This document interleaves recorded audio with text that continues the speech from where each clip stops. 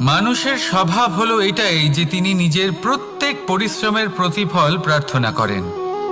বেশিরভাগ সময় এই ফলাফলের চিন্তা করতে করতে, কল্পনা করতে করতে উনি কর্ম করতে থাকেন যে আমি এই কাজটা করলে এই ফল পাবো।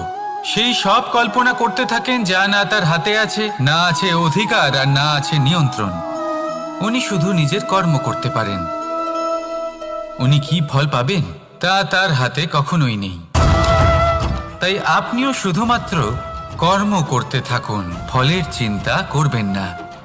মনে রাখবেন, শিকড় এবং শাখা যেভাবে একে অপরের সাথে জড়িয়ে, সেইভাবেই একে অপরের সাথে জড়িয়ে কর্ম এবং ফল।